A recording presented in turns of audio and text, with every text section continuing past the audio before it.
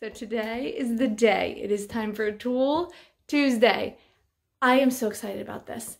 So many of you have expressed on Instagram that you wish you had somebody to teach you tools. And I wish I could invite each of you over and show you in person how to build really cool stuff. But this YouTube series will be the next best thing.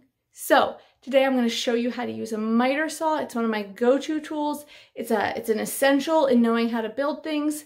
So let me show you. This is a miter saw, and this is something that we use all the time for projects. It will allow you to cut wood in various lengths.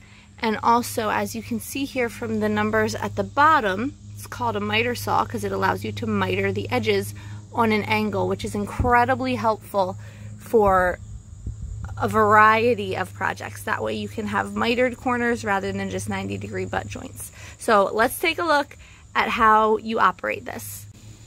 In order to operate the miter saw, you have to use a push and pull maneuver in order to release it. Otherwise it's locked in place. So let me show you that again just a little bit more slowly. In order to be able to operate the blade, because right now it's locked in place, so you can't even lift it. What you have to do is you push down on the handle and you pull this round knob at the back just straight out to the side.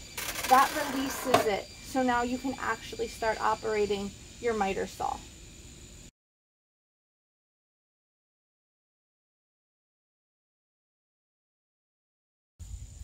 So now it's time to make our first cut. So I push and pull to release the blade. Now I'm going to take my piece of wood, and this is a straight cut, so I'm going to make sure that this here is set at 0. That's my straight cut. No angles. Now I'm going to line this line up with the open gap here, because that's obviously where the blade is going to cut.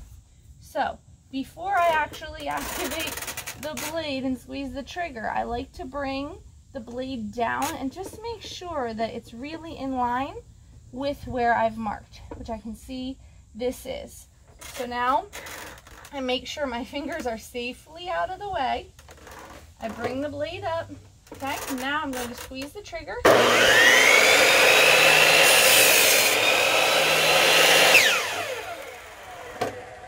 And there you go. Got your very first cut. So when this is on 0, you're going to get a nice straight cut. However, if you want an angled cut, what you're going to do is there's a tab underneath here. You're going to squeeze that tab, and then when you do that, it allows this part of the miter saw to swing, and you can pick the angle that you want. One of the angles I use most often, if it's not on 0, is on 45.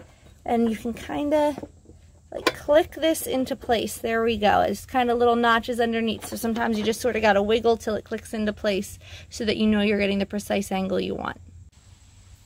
One of the things you want to keep in mind that is very, very, very important for your own safety is that when you are placing your wood onto the saw, it needs to be pressed firmly against this guard here on both sides.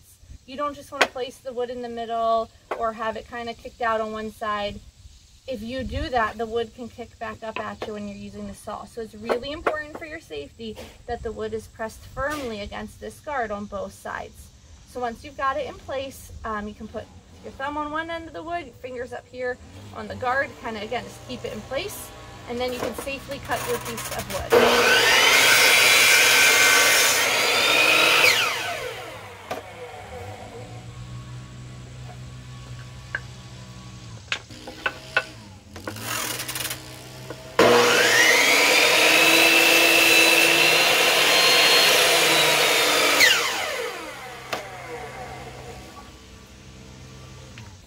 When you are all done using your miter saw, you want to make sure you push it down and push this tab in so it's locked in place. This is especially important if you have young kids because you don't want them messing with this. You want to lock it in place, and I would also encourage you to just go ahead and unplug it again, just so that way there's no accidents, particularly if you've got young kids.